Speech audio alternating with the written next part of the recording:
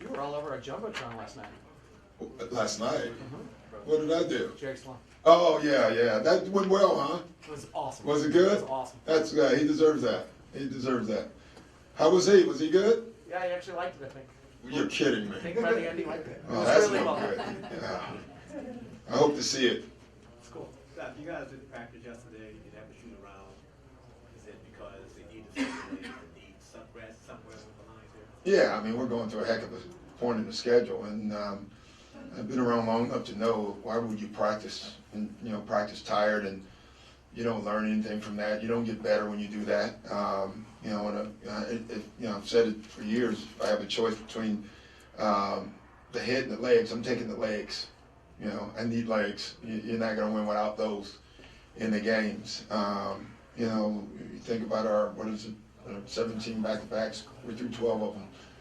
So we've been through a lot early in the year. It's been loaded up, and our guys have pretty much come through it pretty well. How do you handle not having to practice? Did you have to film and talk? Yeah, we did film in the locker room already. We walked through. The other obstacle was today. Usually, when we don't do that, which we've done that a bunch. As far as the no practice and no shoot around, but we have shoot around on the floor. Well, today we couldn't even do that because they had to put the hockey. Take the hockey down and put the basketball court up. So we taped in the locker room and made a basketball court and walked over with the basketball.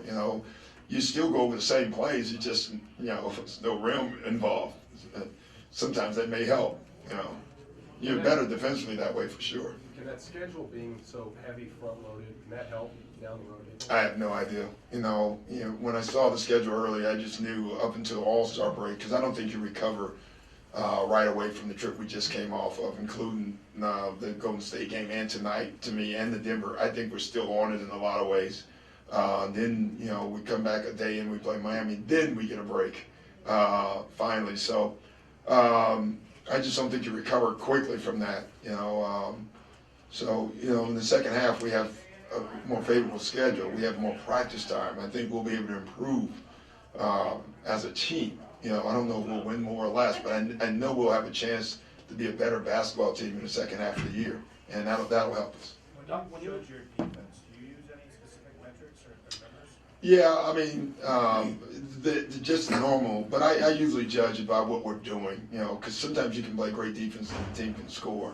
Sometimes you can play bad defense and the team does not score. You know what I mean? You see those either way. You see them visually. You see them when you watch the film. You know what's going on. And I'm always more concerned with our team defense than I am individually. And that's the area that I work on the most and is the most concern, and probably get on guys the most about. I didn't rotate because I was worried about my man. That line is something our guys know that I'm not a fan of, because you still have to do your job kind of stuff, and so, but I do look, but we keep our own numbers and the metrics too. I mean, the deflection stuff is very important. The metric stuff now, what we're learning is, how close you get to guys that have an impact on passing even. So you're looking at a lot of stuff. I don't know what works yet. Doc, how does this Jazz team look differently to you than what you saw earlier this year? Well, Burke, to me, it's been the biggest difference. I think, they got their legs under him, but, he got hurt against us in preseason, in my recollection. And, I thought that hurt him because now I think they have a guy on the floor that can organize the team and score and do all kinds of stuff. And I think he's made the difference in their team. Favors and all the other guys play great. Haywood is great every night, in my opinion. But I think having that guy that can organize a young team, even though he's young, I think has made a difference. Have you felt like there's been slippage defensively? Oh, yeah, definitely. Yeah, but that's natural. When you go through a schedule that you just went through, I guarantee you, any team that goes through the schedule we just went through, they're going to have slippage on both ends. There's not a lot you can do about it. You can talk about it. You try to adjust to it, but that's just normal. That's honestly normal. What did you tell them to get them through the latter games on that trip? You can see the legs weren't there. Yeah, lean on the system defensively, and I always think the longer you go on a stretch like that, the worse you are in individual offense, meaning, breaking guys down on your own. You don't have the legs. Make the extra pass to get a great shot or even a good shot.